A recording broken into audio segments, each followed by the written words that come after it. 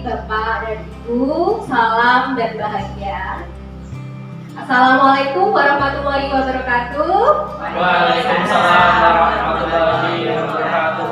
Shalom, salam damai sejahtera, Om Swastiastu, Namo Buddhaya, salam kebajikan, rahayu untuk kita semua. Selamat pagi, yang saya hormati Ibu Hasimah selaku Kepala Sekolah SD Negeri Utama Agung, serta Bapak Ibu rekan guru SD Utama Agung. Terima kasih untuk kesempatannya dan terima kasih karena berkenan untuk hadir dalam sesi ini. Dalam kesempatan kali ini, saya akan melakukan diseminasi budaya positif di sekolah. Pak Ibu, saya di depan sini bukan bermaksud untuk mengajari atau menggurui, tapi di sini saya lebih ke sharing pengalaman dan pengetahuan yang saya peroleh agar nantinya bisa kita manfaatkan bersama-sama. Bapak dan Ibu, materi yang akan saya sampaikan adalah budaya positif. Materi ini dikembangkan oleh Andri Nur Cahyani, SBD MS, kemudian Ibu Diah Samsiati Rajasa, MSc, dan Dr. Murti Ayu Wijaya, MPD. Kemudian agenda kita pada siang hari ini yaitu pembukaan, kemudian ini kompetensi lulusan, capaian umum dan capaian khusus. Ini sebenarnya ditujukan kepada guru penggerak. Namun pada sejatinya kita semua adalah guru penggerak. Ya Bapak Ibu, untuk itu marilah kita bersama-sama belajar bersama-sama, sharing pengalaman. Kemudian pemahaman inti, eksplorasi konsep dan refleksi. Bapak dan Ibu, sebelum kita mulai, marilah kita berdoa terlebih dahulu. Semoga acara kita pada siang hari ini berjalan dengan lancar. Pada Bapak Ibu yang bersedia membantu saya memimpin doa, silahkan, monggo.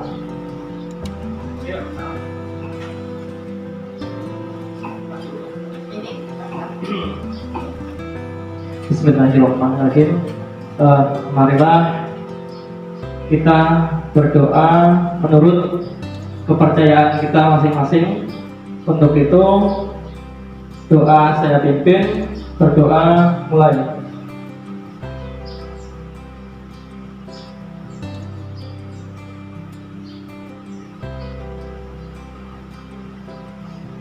Berdoa selesai.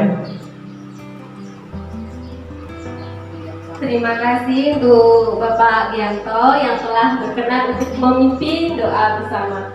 Kemudian sebelum kita mulai, kita buat kesepakatan bersama ya Bapak Ibu, supaya kegiatan kita pada siang hari ini dapat berjalan dengan lancar. Kira ada ide? Ikut saja. Ikut Bu. Kemudian, monggo.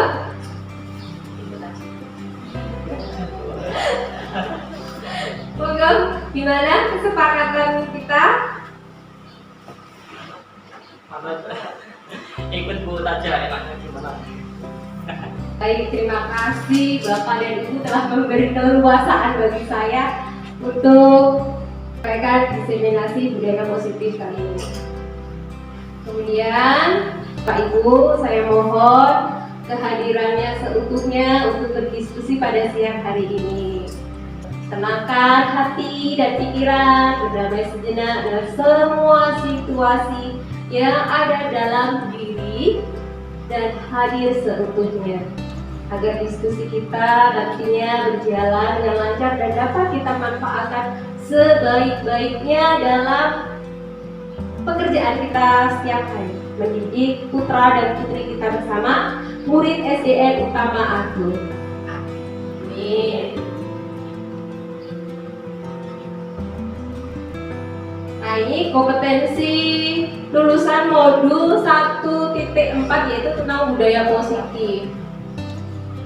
Jadi di sini nanti diharapkan Bapak dan Ibu setelah berdiskusi bersama itu mengetahui kebutuhan belajar dan lingkungan yang bisa memfasilitasi seluruh individu di sekolah. Dalam hal ini terutama murid. Seperti itu. Kenapa? Agar dapat meningkatkan kompetensinya secara aman dan nyaman. Kemudian guru juga nantinya, Bapak Ibu dan guru dapat menggerakkan komunitas. Dalam hal ini adalah komunitas sekolah untuk bersama-sama mengembangkan dan mewujudkan visi sekolah yang berpihak pada murid dan berlandaskan nilai-nilai kebajikan universal. Jadi, Bapak dan Ibu untuk mewujudkan visi sekolah tidak bisa seorang diri sekolah ataupun guru bergerak sendiri. Perlu adanya bekerja sama, kolaborasi. Nah, di sini visi utama SI kita yaitu menyelenggarakan pembelajaran yang berpihak pada murid sesuai dengan nilai-nilai kebajikan universal. Kemudian ini capaian umum modulnya. Capaian khusus modul budaya positif ya Bapak dan Ibu. Jadi nanti Bapak dan Ibu diharapkan juga bisa bersifat reflektif dan kritis terhadap budaya di sekolah dan senantiasa mengembangkan sesuai kebutuhan sosial dan emosi murid. Jadi berpikir reflektif ini sangat penting Bapak dan Ibu demi kemajuan sekolah, demi kemajuan anak-anak didik kita. Jadi bukan refleksi pembelajarannya saja, tetapi juga di sini kita sebagai guru juga harus merefleksikan diri sendiri. Di mana kekurangan saya, di mana kelebihan saya. Nah, setelah mengetahui kekuatan dan kelemahannya, nanti kita akan berusaha berkolaborasi dengan rekan-rekan untuk belajar bersama, meminimalisir kekurangan serta menguatkan kekuatan kita agar kita bisa berbagi dengan teman yang lain seperti itu. Nah, di sini saya punya pertanyaan pemantik Bapak dan Ibu. Kita pakai kertas saja ya. Boleh, oke.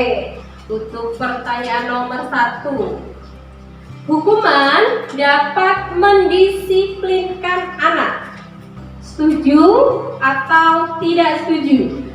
Mungkin karena ini pertanyaannya setuju dan tidak setuju, bisa langsung satu kertas saja ya Bapak dan Ibu. Yang untuk nomor 1 silakan, mohon ditulis setuju atau tidak setuju bahwa hukuman itu dapat mendisiplinkan anak. Jawabannya setuju. Setuju atau tidak setuju bahwa hukuman itu dapat mendisiplinkan anak? Langsung. 1. Tulis nanti untuk refleksinya sekalian. Refleksi apa jawabannya nanti sekalian. Kemudian kita langsung lanjutkan ya Ibu, karena jawabannya cuma setuju dan tidak setuju. Jadi bisa dituliskan nomor 1 setuju atau tidak setuju. Kemudian nomor 2, pemberian hukuman dengan hal positif seperti membaca atau membersihkan halaman sekolah dapat meningkatkan disiplin anak. Setuju atau tidak setuju?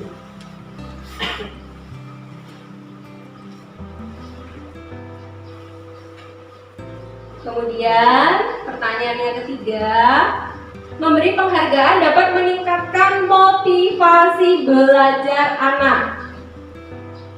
Ini penghargaan ini sifatnya masih umum ya Bapak Ibu, bisa berupa barang ataupun penghargaan dengan kata-kata atau pujian seperti itu.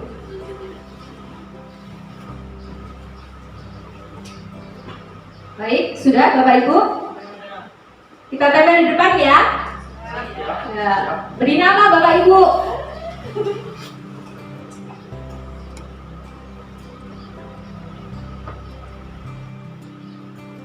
Bapak kata kalau sudah selesai tempel, kita tempel di sini. Balik pakai umumnya.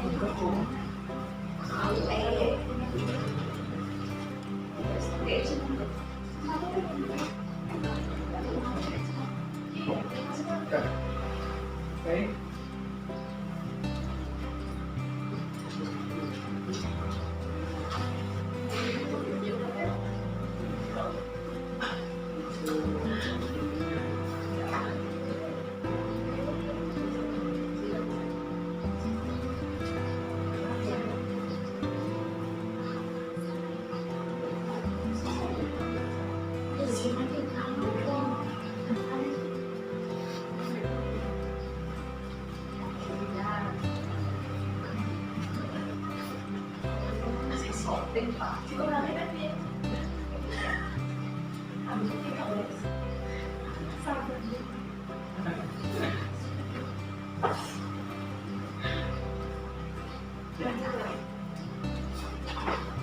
Baik, terima kasih Bapak dan Ibu.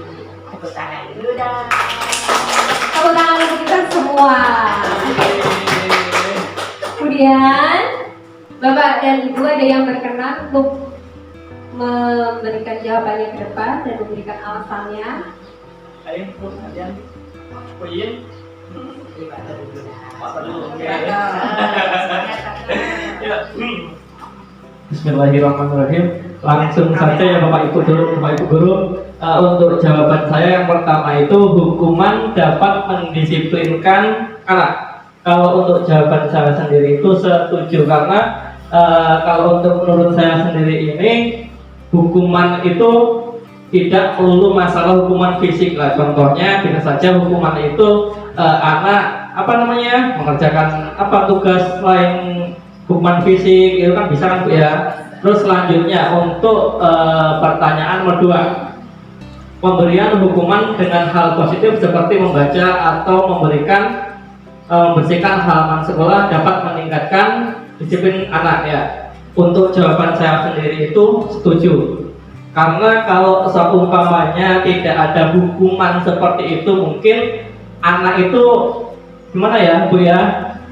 Kadang-kadang bandel. Kadang-kadang. Terus selanjutnya untuk pertanyaan yang nomor 3, memberi penghargaan dapat meningkatkan motivasi belajar anak. Untuk jawaban saya sendiri itu pun juga setuju karena dengan adanya reward dari guru ke kita, dari guru ke anak itu biasanya anak itu terpancing untuk sering belajar untuk mendapatkan hadiah atau reward dari Bapak Ibu Guru. Mungkin itu saja Bu Uut yang bisa saya sampaikan, kurang lebihnya saya mohon maaf. Saya akhiri, wassalamualaikum warahmatullahi wabarakatuh. Tepuk tangan untuk Mbak Kinanto. Kemudian boleh saya bacakan ya Bu jawabannya. Untuk nomor satu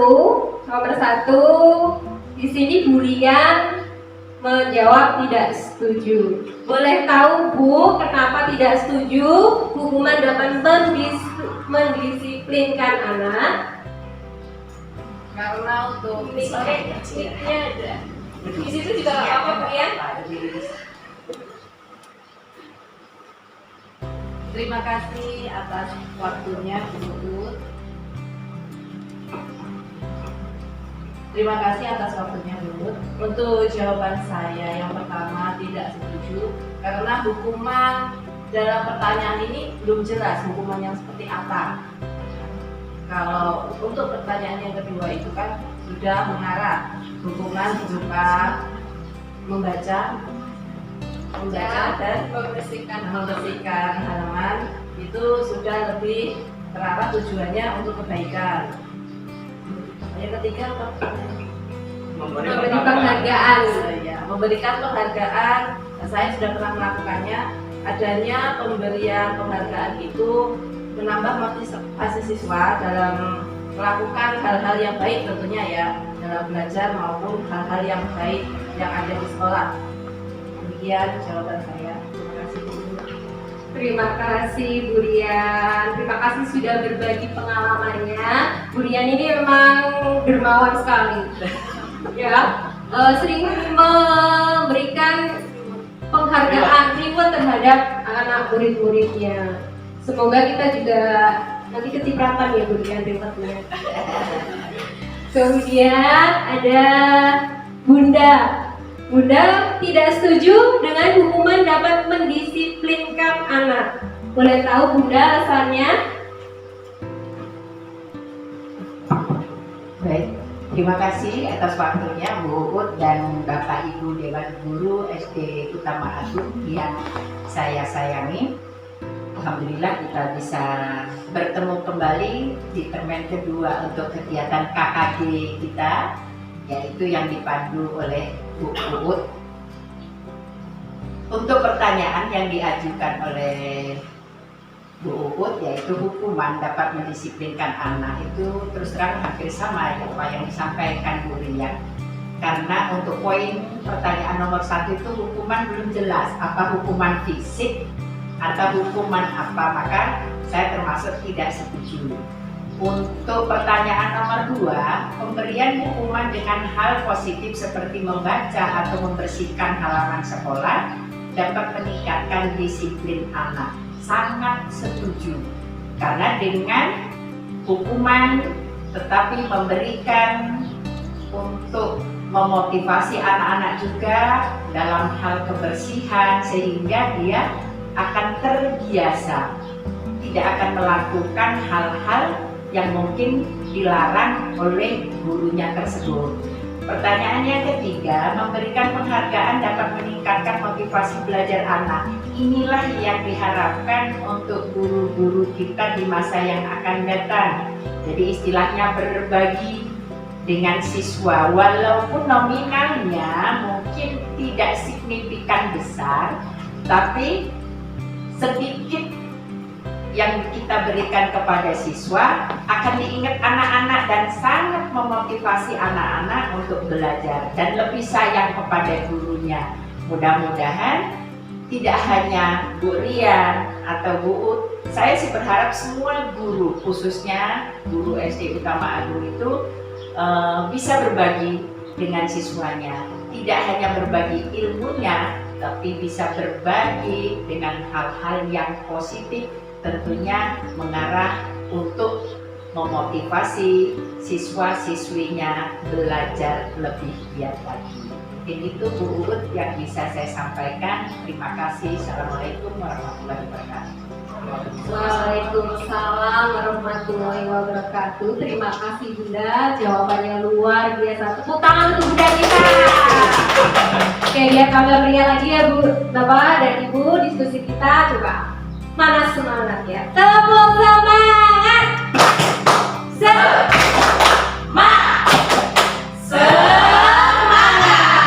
Oke, Dewan Guru SD Utama Agung serta Ibu Kepala Sekolah SD Utama Agung memang mantul. Coba tepuk mantul. Mantul, mantul. Mantul, mantul.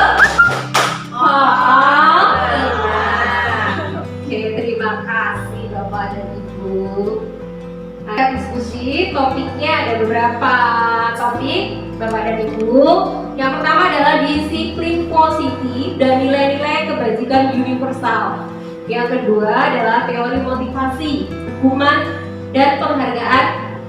Kemudian juga restitusi. Yang ketiga adalah keyakinan kelas. Yang keempat, kebutuhan dasar manusia dan dunia berkualitas. Yang kelima adalah restitusi 5 posisi kontrol. Yang keenam adalah restitusi segitiga restitusi. Untuk topik yang pertama, disiplin positif. Bapak dan Ibu, kalau Bapak dan Ibu memegang sesuatu hal yang penting. Jika A dan B, Anda dan teman Anda, sobat kelas cari kertas kecil atau sesuatu yang sangat berharga untuk Anda. Letakkan di salah satu tangan Anda dan genggam benda atau sesuatu tersebut dengan segala daya. Buatlah sebuah kepalan. Kemudian teman Anda B akan mencoba dengan sekuat tenaga dengan berbagai cara untuk meminta Anda memberikan benda tersebut. B bisa membujuk, mengancam, menghardik, bisa juga dengan merayu, kemudian menyuap, apa saja agar dapat membuka kepalan Anda. Apa yang terjadi kalau Bapak dan Ibu guru pegang sesuatu yang berharga, kemudian temannya menginginkannya, mungkin karena kepo atau ingin memiliki, dan temannya itu bisa membujuk dan bujukannya manis, atau bisa juga karena saking pengennya sampai harus mengancam. Nah, bagaimana sikap Bapak Ibu? Apa merelakan, atau tetap mempertahankan? Mungkin Bapak Ibu salah satu saja bisa menjawab. Kalau punya sesuatu yang berharga di kepala tangan dan temannya kepo atau menginginkannya, apa sikap Anda? Yang pegang ini sikapnya bagaimana? Si teman ini pengen banget, bisa merayu dia, tapi saking pengennya bisa juga dia mengancam. Apakah akan mempertahankan atau karena takut sudah ini? Mungkin Win, monggo. Merelakan atau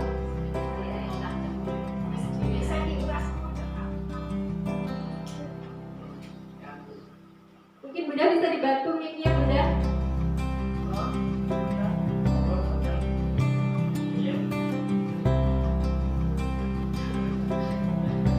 Monggo Bunda.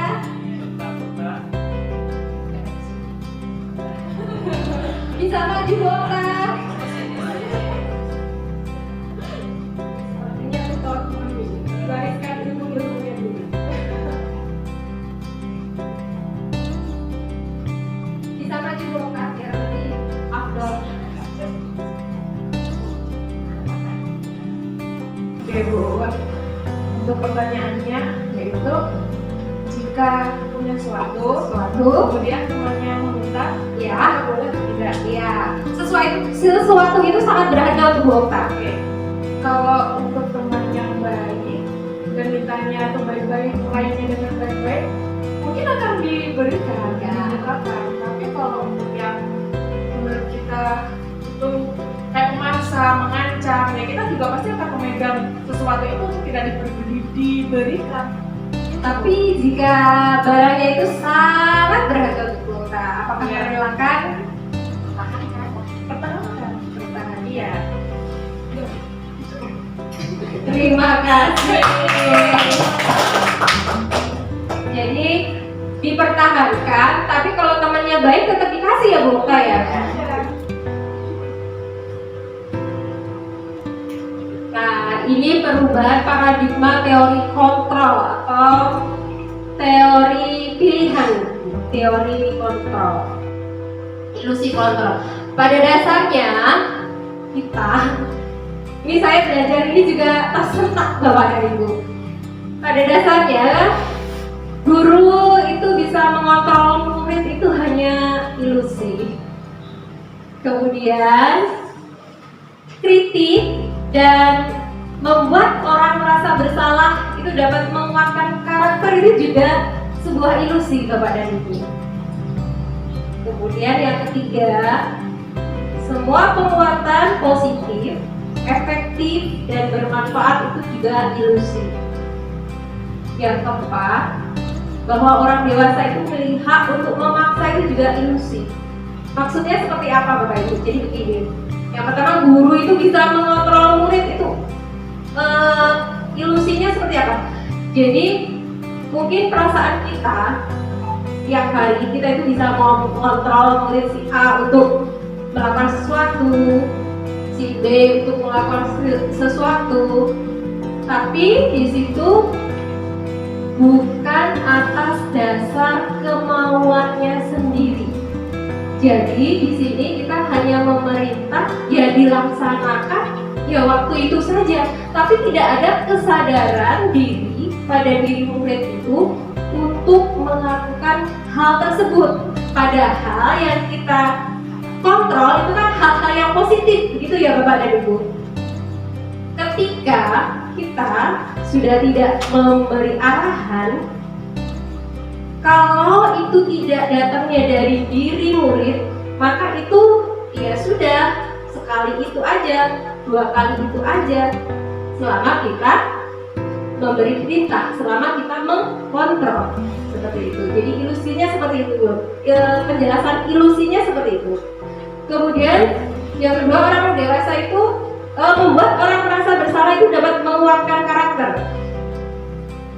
Jadi untuk kadang kan kita kalau ada anak yang berbuat salah, kita nasihati, kita beritahu kesalahannya supaya dia tidak mengulangi kesalahannya dan dia memiliki karakter yang baik. Tapi kembali lagi, kalau itu tidak datang dari kesadaran diri atau dia tidak menyadari bahwa itu salah, bahwa apa yang saya lakukan salah, itu ya hanya sebatas di situ Bapak dan Ibu. Seperti itu ilusi, penjelasan ilusinya. Kemudian orang dewasa itu melihat untuk memaksa, seperti halnya tadi kita bisa menyuruh anak untuk misalkan nyapu, piket, seperti itu. Itu seperti nak sapu, kalau tidak disapu kan dan perintah kita tidak dilaksanakan, maka kita bisa memaksa. Ini jadwalmu, ini jadwal piketmu, laksanakan. Seperti itu Bapak. Tetapi kalau itu tidak datang dari kesadaran diri dari si anak sendiri, maka hal itu bisa terulang lagi. Kalau tidak ada kita, dia tidak piket. Maka sering sekali kalau ini Bapak Ibu dan Guru menerima aduan dari teman-temannya lagi, Bu ini nggak piket lagi, Bu ini datangnya tadi siang. Karena kita itu tadi ilusi bisa memaksa, tadi cuma ilusi, seperti itu Bapak dan Ibu. Seperti itu Bapak Ibu, bisa diterima penjelasan saya? Bisa. Nah, kemudian perubahan paradigma stimulus respon atau teori kontrol atau teori pilihan. Nah, siapa sesungguhnya yang memiliki kontrol? Yang memiliki kontrol untuk melakukan suatu kegiatan, suatu perilaku itu siapa? Nah, berdasarkan teori stimulus respon, kita itu mencoba mengubah orang agar berpandangan sama dengan kita. Seperti halnya kita, ada murid-murid kita mencoba mengubah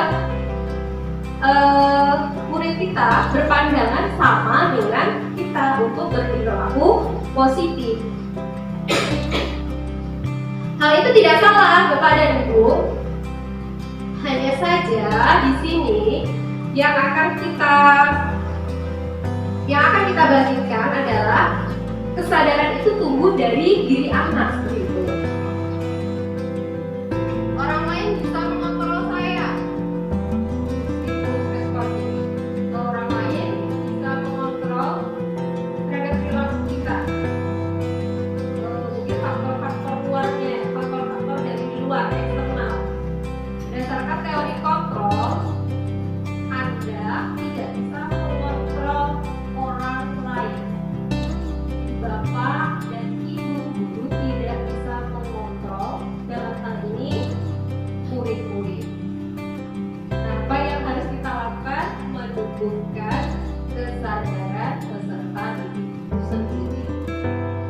Apa makna kata disiplin? Nah, tentu ini sudah tidak asing lagi ya untuk kita. Kata disiplin itu berasal dari bahasa Latin, yaitu disciplina yang artinya belajar.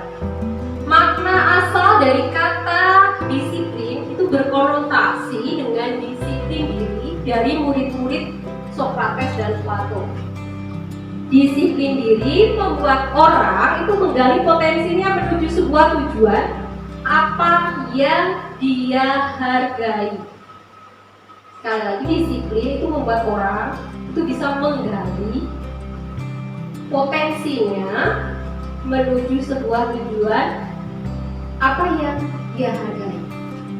Namun dalam budaya kita, makna disiplin itu telah berubah menjadi sesuatu yang dilakukan seseorang pada orang lain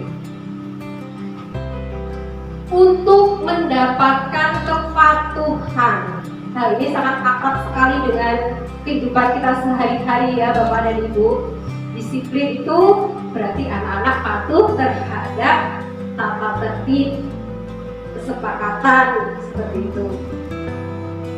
Kecenderungan umum adalah menghubungkan kata disiplin dengan ketidaknyamanan, bukan dengan apa yang kita hargai atau mencapai suatu tujuan yang mulia.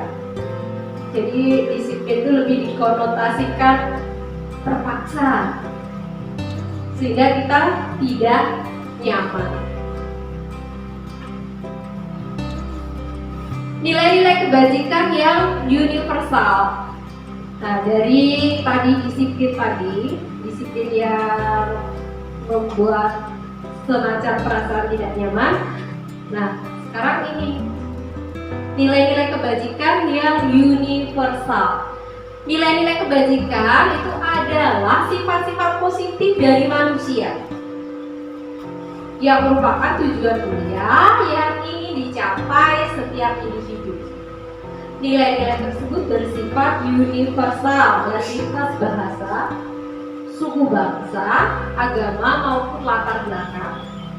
Setiap perilaku perbuatan memiliki suatu tujuan.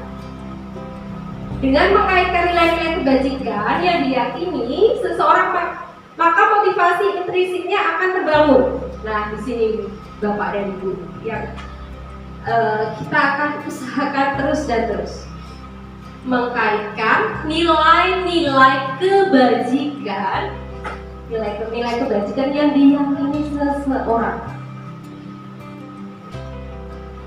Maka di situ kita akan bisa menimbulkan, memicu motivasi dari dalam diri seseorang untuk mencapai tujuan yang mulia. Tujuan yang mulia tentu saja kita tahu bersama yang kita usahakan setiap hari. Tapi bedanya di sini adalah dengan membangun kesadaran dari peserta didik kita. Nilai-nilai kebajikan yang ingin dicapai oleh setiap anak Indonesia kita kenal dengan profil pelajar Pancasila. Nah, ada 6 dimensi ya Bapak Ibu yang pasti sudah tidak asing lagi ya. Beriman dan bertakwa. Gimana Bapak Ibu bisa menyanyikannya? Bisa. Kita nyanyikan bersama coba Bapak dan Ibu.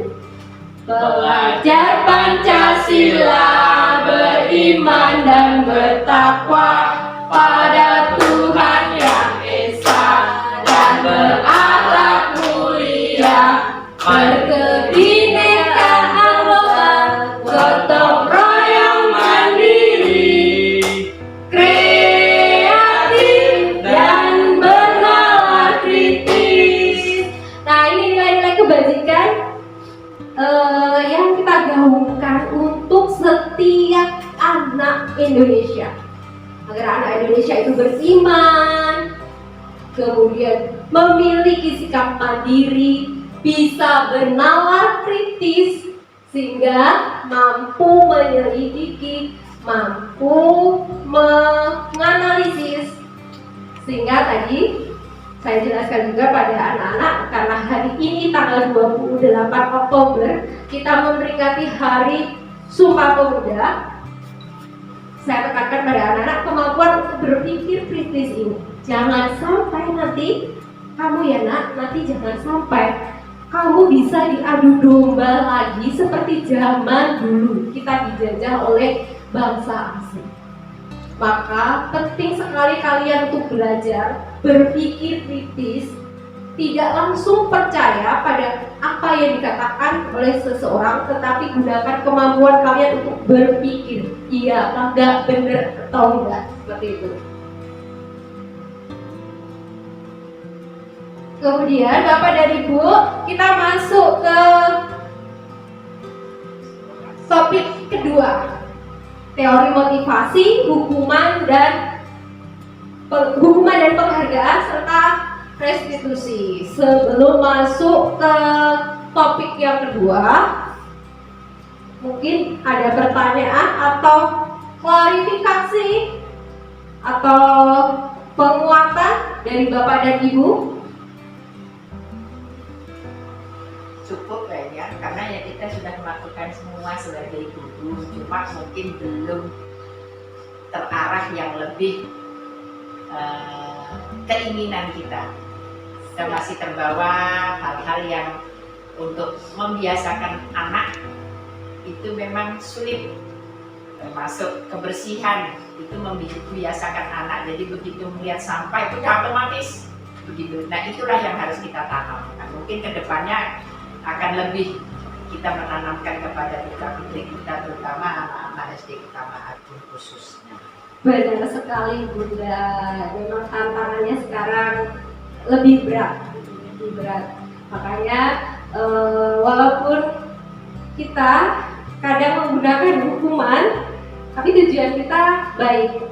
Dan setelah mengetahui ilmu ini, saya sendiri jadi lebih sabar, karena di situ kita poinnya itu menanamkan pada diri anak, menumbuhkan kesadaran. Jadi ya memang harus lebih sabar, karena hal-hal seperti itu tidak bisa kita capai dalam 1-2 bulan, bahkan mungkin 1 tahun juga belum kelihatan. Tapi dengan sikap optimis dan terus sabar, konsisten, saya yakin dengan bekerja sama dengan Bapak Ibu semua, saya yakin SD Utama Agut pasti bisa. Semangat untuk kita semua.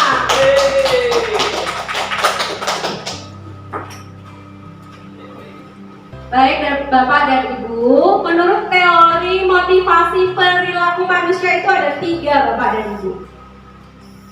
Jadi seseorang itu melakukan suatu perbuatan, suatu tingkah laku itu didasari keinginan sebagai berikut. Yang pertama itu untuk menghindari ketidaknyamanan atau hukuman.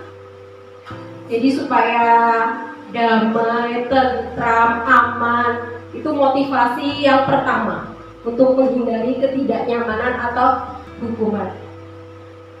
Di sini apa yang terjadi adalah saya tidak melakukannya. Jadi biasanya pertanyaan orang yang motivasinya menghindari ketidaknyamanan itu pertanyaannya seperti itu. Kalau saya tidak melaksanakan, apa akibatnya? Kalau akibatnya enggak apa-apa, ya sudah, seperti itu. Kemudian motivasi yang kedua adalah untuk mendapatkan imbalan dari orang lain atau institusi. Jadi motifnya di sini penghargaan. Untuk motivasi 1 dan 2, ini sifatnya adalah motivasi yang datangnya dari luar Bapak dan Ibu. Motivasi eksternal. Kemudian yang ketiga adalah motivasi untuk menghargai diri sendiri. Jadi apa yang kita lakukan itu hanya untuk menghargai diri sendiri, prinsip kita, untuk menghargai prinsip kita. Untuk yang ketiga ini biasanya orang itu akan bertanya, saya akan menjadi orang seperti apa bila saya melakukan hal itu? Saya akan menjadi orang seperti apa apabila saya melaksanakannya? Jadi lebih ke penghargaan terhadap diri sendiri. Untuk yang ketiga ini, motivasinya adalah sudah dari dalam diri seseorang atau motivasi internal. Nah, disinilah yang kita cita-citakan, Bapak dan Ibu. Jadi anak-anak kita itu berperilaku itu untuk menghargai diri sendiri. Jadi tumbuhnya itu dari dalam kesadaran dirinya. Bahwa saya punya prinsip hidup harus sehat, lingkungan bersih. Jadi kalau lihat sampah tanpa perlu mencari tahu, kamu yang buang, langsung diambil, dibuang di tempat sampah. Jadi tanpa takut untuk mendapatkan hukuman ataupun buang sampah karena pengen dapat pujian dari bapak ibu gurunya. Nah, ini tokoh yang sangat berpengaruh sekali dalam dunia pendidikan Bapak Ibu, ini Ki Hajar Dewantara. Beliau berpendapat bahwa merdeka itu artinya tidak hanya terlepas dari perintah, akan tetapi juga cakap buat memerintah diri sendiri. Jadi yang memerintah diri kita ini adalah diri sendiri. Saya mau meningkatkan kompetensi saya, itu diri sendiri yang memerintahkan, bukan karena atasannya, bukan karena temannya, tapi tetap di sini dukungan teman, dukungan ibu kepala sekolah itu juga sangat membantu dan sangat penting. Jadi di sini saya tekankan motivasi internal itu lebih utama, tapi motivasi eksternal juga tidak kalah penting. Itu Bapak dan Ibu. Orang kalau memiliki motivasi dalam diri sendiri, itu daya juangnya akan lebih besar ketimbang motivasi dari luar, dorongan ayo ikut ini, ayo ikut itu.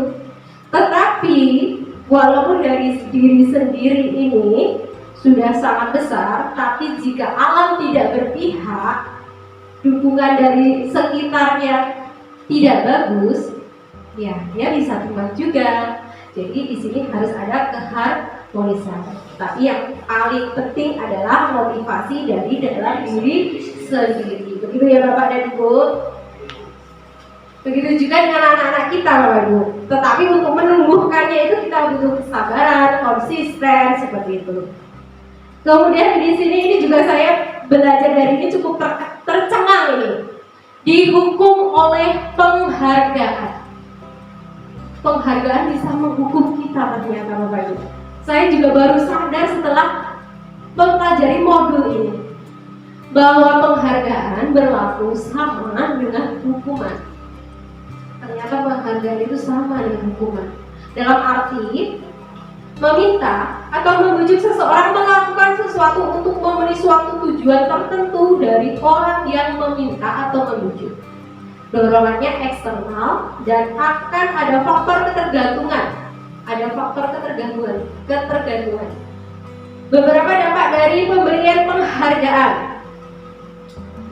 Pengaruhnya jangka pendek. Pengaruhnya jangka pendek dan jangka panjang. Kalau bisa masuk ke anak tersebut bisa jangka panjang, tapi kalau tidak dari kesadaran diri sendiri ya bisa hilang seperti itu. Kemudian penghargaan itu menghukum. Jadi dengan kita memberi penghargaan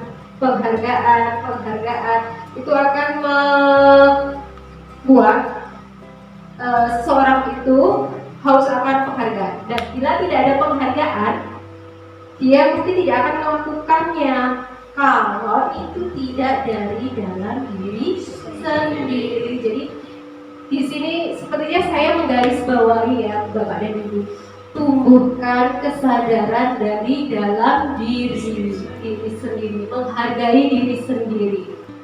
Kemudian penghargaan mengurangi ketepatan. Penghargaan tidak efektif. Tidak efektifnya seperti tadi Bu. ketika dia disanjung, ya dia melaksanakan. Tapi kalau dia sudah mungkin di luar kendali kita, mungkin dia akan lupa karena tadi belum dari motivasi internal. Kemudian penghargaan juga bisa merusak hubungan. Kalau kasih penghargaan, misalnya juara 1, 2, 3 dapat penghargaan, tiba-tiba tahun besoknya dia ranking 4, dia tidak mendapatkan penghargaan, dia kecewa. Kalau mental si anak tidak kuat, dia bisa tambah melemah, tambah dia tidak termotivasi kembali. Penghargaan menurunkan kualitas, dan penghargaan mematikan kreativitas. Penghargaan mengurangi motivasi intrinsik.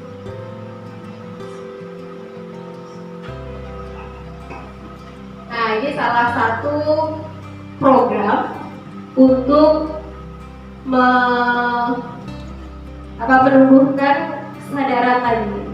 Sekali lagi, tidak ada salahnya kita memberi penghargaan, tetapi tetap poinnya kita harus menumbuhkan kesadaran dari dalam diri sendiri untuk bisa menghargai prinsip hidupnya, nilai-nilai positif yang ada pada dirinya yang harus dia pegang. Dalam memberikan apresiasi, pengakuan perlu diingat beberapa hal. Memberi pengakuan secara khusus, jadi dia dihargai itu karena apa? Memberi penghargaan secara pribadi, jadi nanti dididik anak itu tidak jumawa, tidak sombong seperti itu. Memberi pengakuan kepada semua murid bergantian. Jadi penghargaan, ujian itu tidak hanya tertuju pada satu murid saja, karena setiap anak itu unik. Setiap anak itu unik, Bapak dan Ibu pasti memiliki kelebihan. Nah, kelebihan itu harus kita puji, ya. Walaupun dia punya kekurangan. Jadi dalam kelas jangan hanya memuji salah satu saja. Kemudian beri pengakuan secara konsisten. Kemudian tidak kalah pentingnya adalah fokus pada proses. Walaupun hasilnya belum sesuai dengan apa yang kita harapkan, tapi kalau anak sudah berusaha, berproses, itu perlu kita beri pengakuan. Nah, ini contoh dari pengakuan atau apresiasi kebajikan.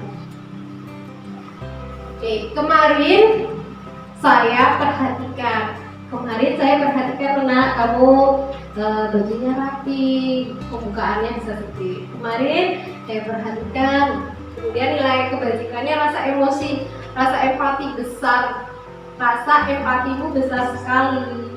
Kemarin saya perhatikan Lena, rasa empatimu besar sekali.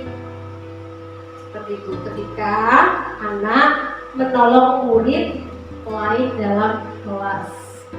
Bisa jadi bentuk pengakuan atau apresiasi itu tidaklah mahal ya Bapak dan Ibu, tidaklah harus dalam bentuk benda. Kita juga bisa memberikan pengakuan sekecil apapun. Anak meminjamkan pensilnya, kita beri apresiasi. Kemarin Ibu perhatikan kamu beri pinjam pensil pada temanmu, terima kasih ya nak. Begitu. Kemudian contoh lain, saya menghargai kepedulianmu pada waktu kerja kelompok. Kemudian mengucapkan terima kasih karena anak sudah mengerjakan PR, berarti dia sudah bertanggung jawab. Nah, coba Bapak dan Ibu setelah ini tadi, kalau menurut Bapak dan Ibu, kalau mencatat 100 kali di dalam buku, kalian kalimat seperti saya tidak akan terlambat lagi. Karena si anak tadi terlambat ke sekolah, itu merupakan hukuman atau konsekuensi. Mungkin bisa langsung saja.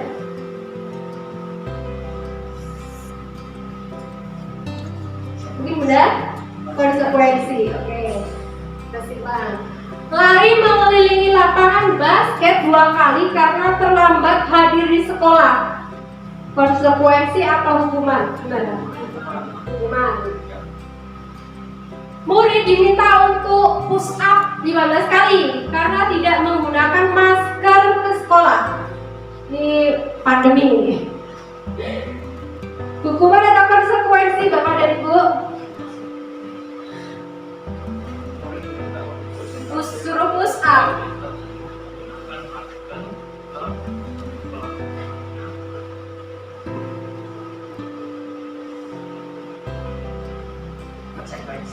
Konsekuensi. Kalau menggantikan kertas tugas teman yang telah dicoret-coret, Itu konsekuensi. konsekuensi. Membersihkan tumpahan air di meja tulis karena tersenggol, Konsekuensi. disuruh untuk tidak mengenakan sepatu seharian di sekolah karena tidak mengenakan sepatu hitam. Lari mengelilingi lapangan basket 2 kali karena terlambat 10 menit untuk pelajaran PJOK.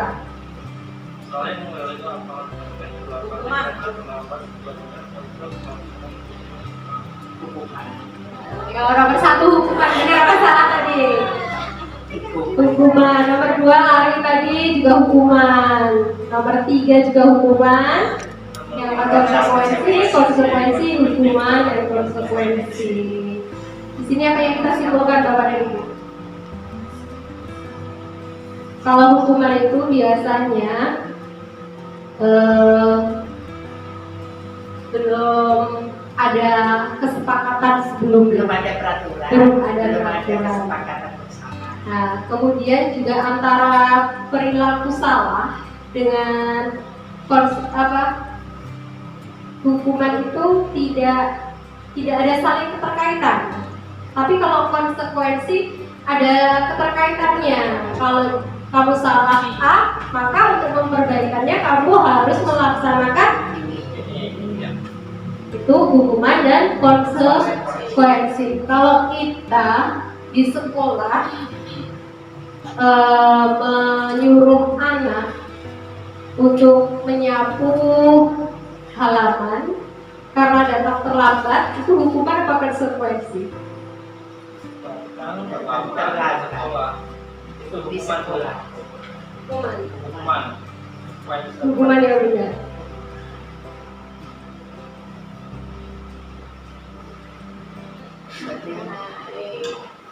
Hukuman itu sesuatu yang menyakitkan dan harus terjadi. Kemudian membuat anak sakit fisik maupun hati untuk jangka waktu yang lama. Dan anak juga membuat dengan adanya hukuman tadi, anak itu benci dengan disiplin. Kemudian ada paksaan juga di hukuman itu. Di hukuman itu membentuk konsep diri yang buruk. Anak belajar untuk menyembunyikan kesalahan. Dengan hukuman itu anak supaya tidak dihukum, aku nggak ngomong kesalahanku apa. Kemudian ada rasa marah, rasa bersalah, rasa dipermalukan, rasa tak dihargai. Berbeda dengan konsekuensi. Karena konsekuensi itu sudah disepakati, jadi secara sadar anak sudah tahu bahwa kalau dia melakukan salah, dia harus mempertanggungjawabkannya seperti itu. Sesuatu harus terjadi, membuat anak merasa tidak nyaman juga, tapi dalam waktu yang pendek. Anak menjadi menghargai disiplin, kemudian ada di situ stimulus dan tanggapan, karena sudah didiskusikan sebelumnya ya Bapak dan Ibu. Kemudian mendorong anak mudah menyesuaikan diri, konsep diri yang baik, dan anak juga belajar untuk mematuhi peraturan. Ada rasa kehilangan hak, dibuat tidak nyaman, diasingkan tapi untuk sementara. belajar yang baru Bu saya, Bapak dan Ibu, itu tentang restitusi. Restitusi itu proses menciptakan kondisi bagi murid untuk memperbaiki kesalahan mereka sehingga mereka bisa kembali ke kelompok mereka dengan karakter yang lebih kuat. Restitusi juga merupakan proses kolaboratif yang mengajarkan murid untuk mencari solusi atas masalah mereka dan membantu murid berpikir tentang orang seperti apa yang mereka inginkan, yaitu menjadi tujuan mulia, dan bagaimana mereka harus memperlakukan orang lain. Jadi di sini di restitusi ini kita mengajarkan murid untuk menghargai diri sendiri, untuk mendatangkan motivasi dalam diri sendiri, menemukan kesalahannya dan berusaha mencari solusi atas permasalahan yang ia hadapi. Ini jadi kalau kita iri dalam bentuk identitas, hukuman itu merupakan identitas gagal. Kalau anak dihukum berarti dia gagal, melakukan kesalahan. Tetapi ketika dia diberi konsekuensi atau kita melakukan restitusi, itu ada identitas sukses. Walaupun anak tadi melakukan kesalahan, tapi ada identitas sukses karena dia memperbaiki kesalahannya. Dan di sini satu langkah lebih maju, satu langkah lebih efektif itu dengan menggunakan restitusi. Karena kita menuntun anak untuk berpikir kritis, mengenali salahnya apa, nilai positif yang ia pegang itu apa, dan dia bisa menghargai nilai tersebut. Nah, ini ciri-ciri dari restitusi. Restitusi itu bukan menebus kesalahan, namun untuk belajar dari kesalahan. Jadi perlu ditekankan pada anak-anak bahwa dalam belajar itu melakukan kesalahan itu adalah hal yang manusiawi. Yang perlu diajarkan adalah bagaimana kita belajar dari kesalahan tersebut. Dengan melakukan restitusi kita juga akan memperbaiki hubungan. Karena kita tidak mengejas, kita tidak langsung, oh kamu salah nak, tetapi kita menggali apa masalahnya. Kemudian kita berusaha untuk memancing, menuntun anak itu supaya menemukan jawaban dari permasalahan sendiri, solusi dari permasalahan sendiri. Jadi dia memiliki kepercayaan diri karena dia bisa memperbaiki kesalahannya. Kemudian restitusi juga fokus pada solusi. Jadi solusi apa yang bisa dia peroleh kalau dia melakukan kesalahan seperti ini. Jadi datangnya solusi itu dari diri anak sendiri, seperti itu Bapak dan Ibu. Baik, kita masuk ke eksplorasi konsep yang ketiga. Tema kita yang ketiga yaitu tentang keyakinan kelas. Ini kaitannya dengan tadi nilai-nilai yang ada pada diri anak tadi untuk menumbuhkan kesadaran dari dalam diri sendiri sehingga kedisiplinan itu akan tumbuh dan tumbuh. Nah, ini mengapa tidak peraturan saja? Mengapa harus keyakinan kelas? Mengapa kita memiliki peraturan harus menggunakan helm bila mengendarai kendaraan roda 2? Alasannya untuk keselamatan. Nah, keselamatan itu untuk siapa? Diri sendiri. Nah, itu dari ditimbulkan kesadaran untuk menjaga keselamatan diri sendiri. Nah, untuk mendukung motivasi intrinsik, kembali ke nilai-nilai atau keyakinan-keyakinan lebih menggerakkan seseorang dibandingkan mengikuti serangkaian peraturan-peraturan. Jadi menimbulkan motivasi intrinsik itu akan lebih bermakna walaupun kita memerlukan waktu yang lebih lama. Jadi Bapak dan Ibu guru pengaruh nih. Kalau peraturan kelas itu pengaruhnya situ. Keyakinan kelas itu lebih luas. Tapi itu lingkungan yang positif itu tambah luas lagi. Nah, untuk budaya positif itu nanti akan mengakar pada pribadi anak ini untuk berbuat baik. Nah, di sini sudah selalu kembalikan buku ke tempatnya itu peraturan. Dilarang mengganggu orang lain itu juga peraturan. Hadir di sekolah 15 menit. Nah, peraturan itu tetap penting Bapak dan Ibu. Peraturan itu tetap penting. Nah, cuma tantangannya kita studi dulu sekarang bagaimana kita menumbuhkan kesadaran. Nah, ini tadi selalu kembalikan buku ke tempatnya. Keyakinan kelasnya anak-anak harus tanggung jawab. Nanti di situ tanggung jawab itu udah rentetannya sudah banyak. Tidak hanya mengembalikan buku ke tempatnya, tapi juga hal-hal yang lain. Dilarang mengganggu orang lainnya. Orang lain berarti harus menghormati orang lain. Menghormati itu tidak hanya mengganggu, tapi juga mendengarkan ketika temannya berbicara seperti itu. Nah, ini tentang keyakinan kelas. Jadi keyakinan kelas itu lebih luas. Nah, sebelum masuk ke materi kita yang keempat, ini ada feedback dari Bapak dan Ibu guru. Sama suku. Ada yang ditanyakan? Ada yang perlu kita diskusikan. Baik, kita masuk ke materi yang keempat ya Bapak dan Ibu, yaitu tentang kebutuhan dasar manusia dan dunia berkualitas. Kebutuhan dasar manusia. Nah, ada 5, yaitu kasih sayang dan diterima, penguasaan, kesenangan, kebebasan, dan bertahan hidup. Ini secara umum Bapak dan Ibu. Bertahan hidup itu berkaitan dengan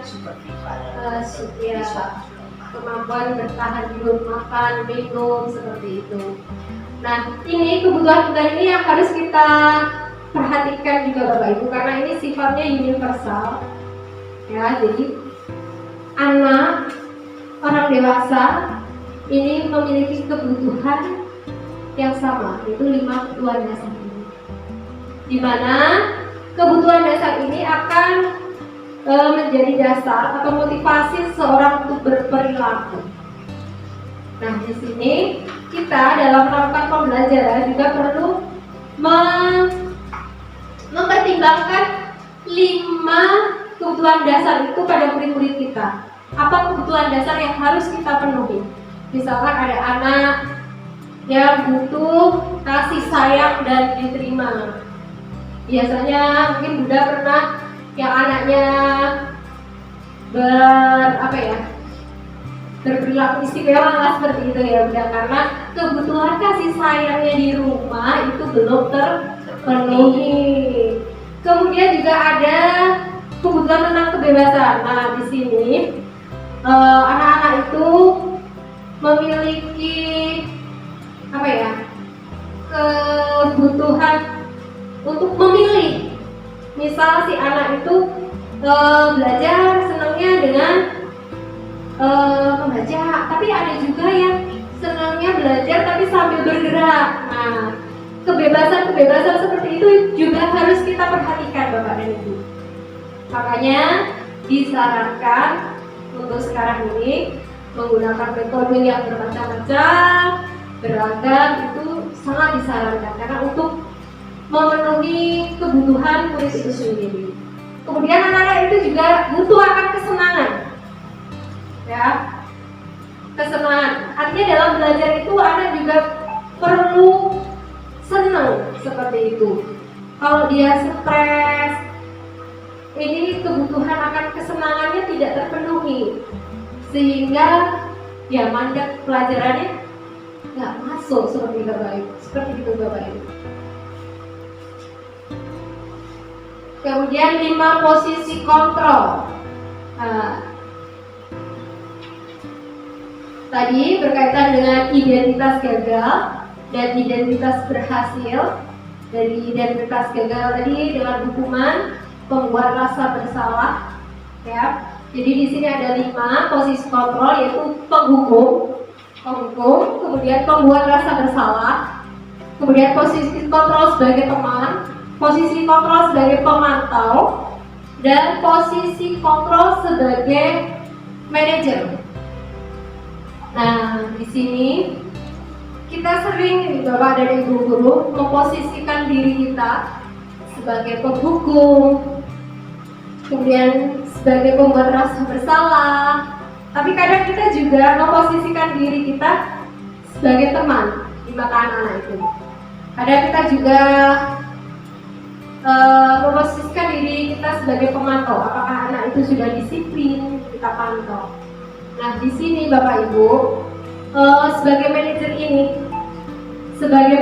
ini tantangannya bagi saya pribadi, saya masih jarang melakukan posisi kontrol sebagai manajer ini. Kalau penghubung ini seperti contohnya ini, gurunya berbagi ini, langsung menghardik, aku salah, kamu udah nyakitin teman, itu penghubung.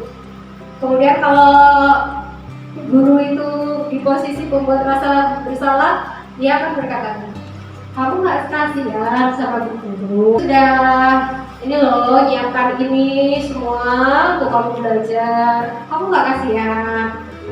Itu posisi pembuat rasa bersalah. Kemudian posisi teman dengan membuat aturan dengan membuat alasan-alasan untuk murid. Jadi di sini lebih dekat dengan murid untuk misalkan ngomongnya, ayolah, kita belum. Kemudian pemantau, memastikan setiap tata tertib itu berjalan sebagaimana mestinya. Nah, ini ya manajer ini posisi menghargai diri sendiri. Jadi apa yang kita yakini, apa yang kita bisa kita kerjakan untuk memperbaiki masalah yang kita hadapi.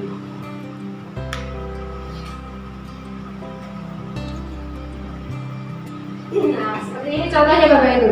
Ketika ada orang yang mengatakan, saya kecewa sekali dengan kamu, maka posisi kontrol orang tersebut adalah membuat rasa bersalah.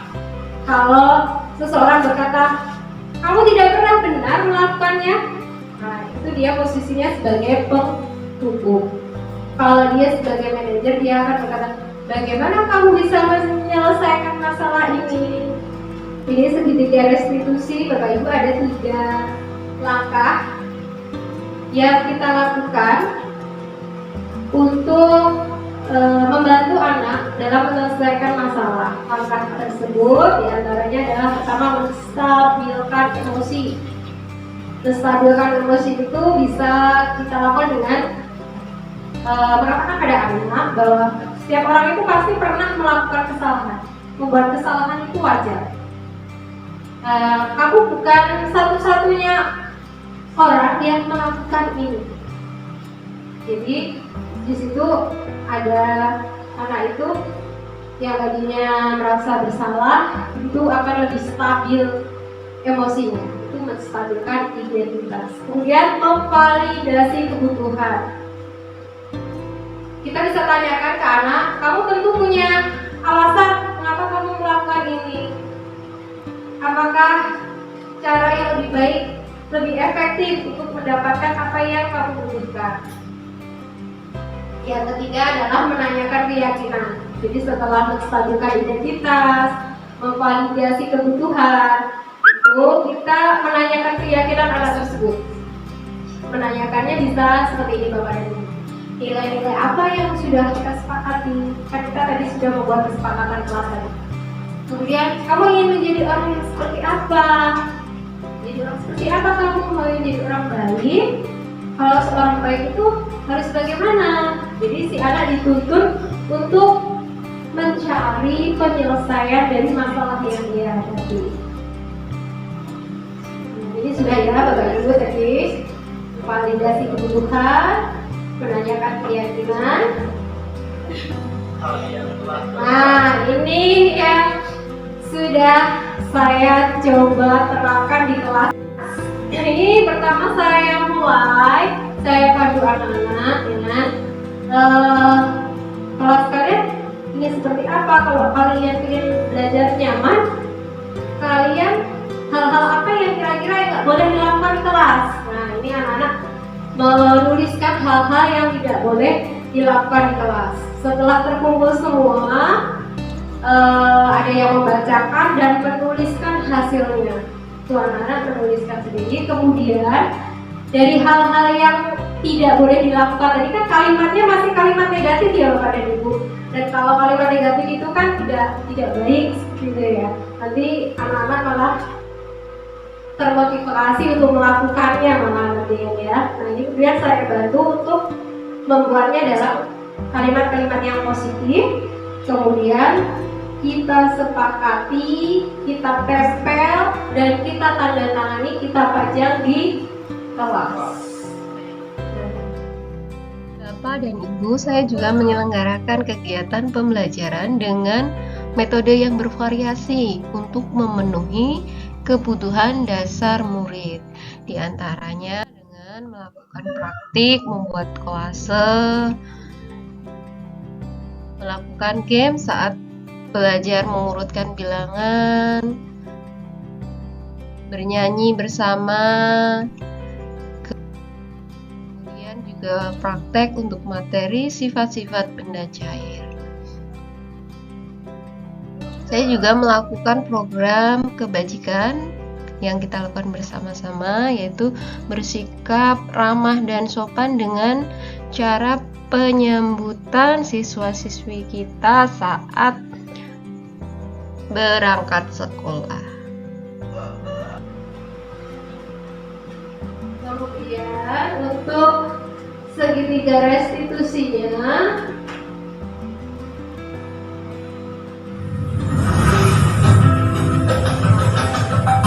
langsung ke kasusnya aja. Ini kasusnya adalah si anak itu kalau piket dia seringnya datangnya siang. Nah, teman-temannya yang ngadu. Nah, ini saya berusaha menerapkan langkah-langkah dalam segitiga restitusi yang sudah saya pelajari.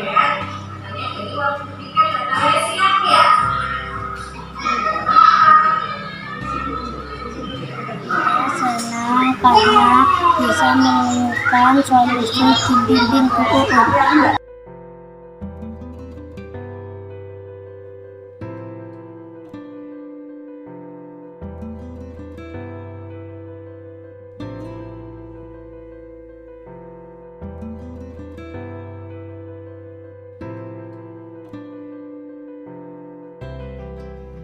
Oke, Bapak dan Ibu, kita sudah membahas dan mendiskusikan topik-topik kita pada siang hari ini.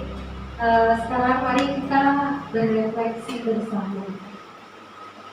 Hal baru apa yang mengubah paradigma saya yang saya dapatkan? Boleh mohon kesediaannya untuk nomor 1. Menjawab soal nomor 1. Halo Bu Upi atau Bu In? Pak Agung juga.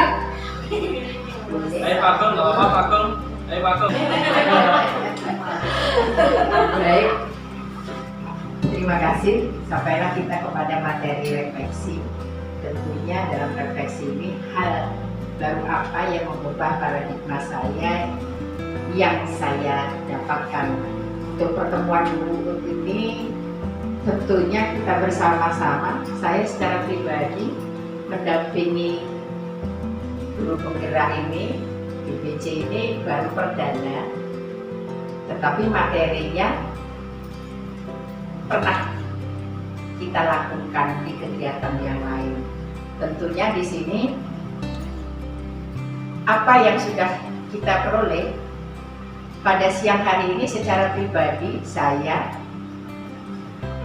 akan tahu kekurangan saya dan kedepannya akan memperbaiki apa yang belum saya lakukan.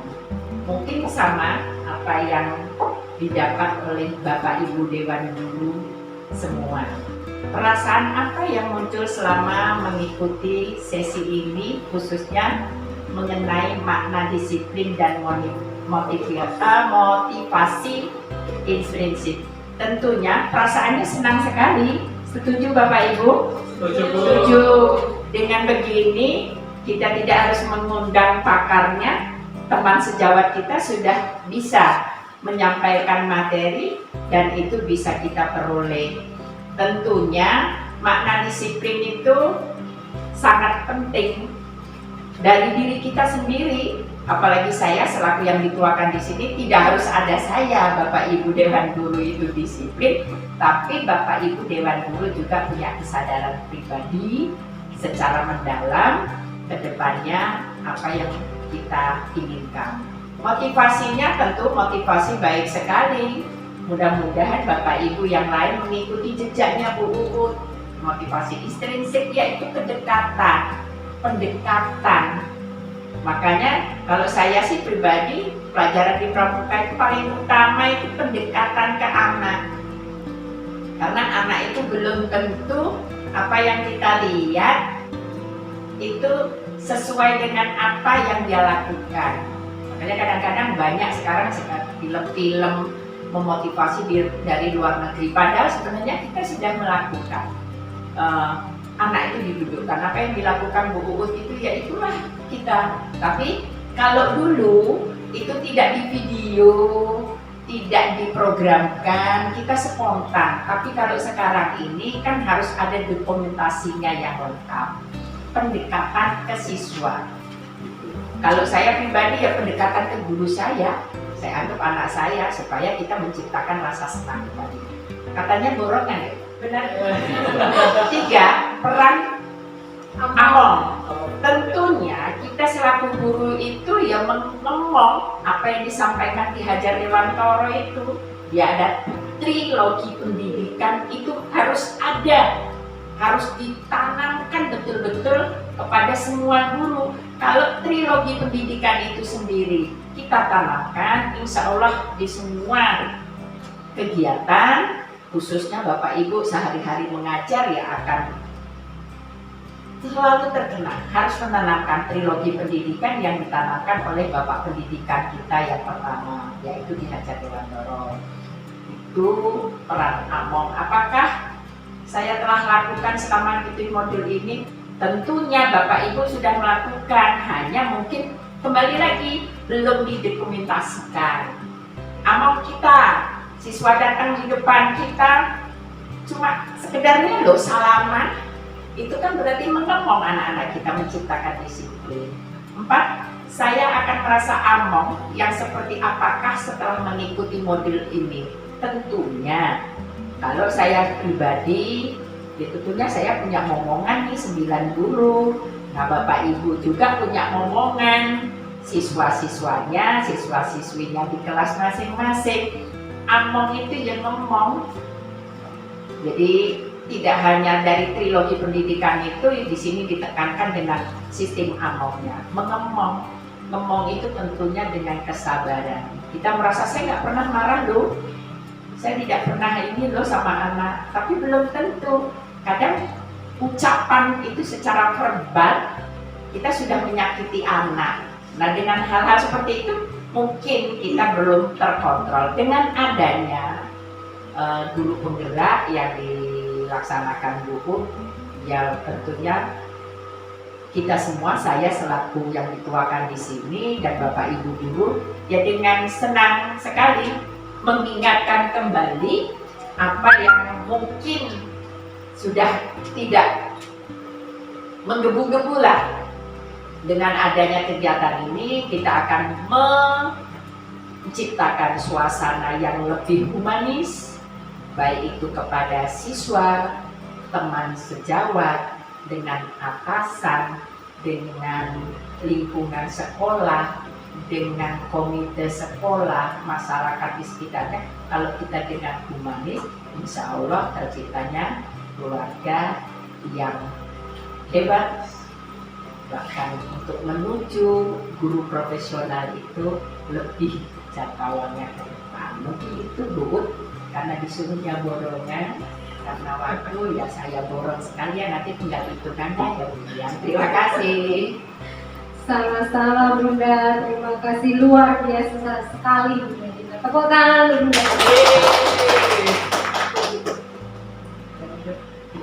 Baik Bapak Ibu, kita sudah di penghujung acara. Terima kasih sekali lagi Bapak dan Ibu berkenan untuk mendukung saya, mensupport saya dalam kegiatan ini. Saya Bapak dan Ibu, demikianlah diskusi kita pada siang hari ini. Semoga bisa bermanfaat dan kita akhiri dengan berdoa. Berdoa, menurut agama dan kepercayaan masing-masing dipersilahkan. Cukup. Sekian Bapak dan Ibu, terima kasih atas perhatiannya dan kesempatan. Saya akhiri pada kegiatan kali ini. Perdana Bahasa si kampus, Pak yang menjual, Wak Bahasa si kurang ujung di petik Mahap lain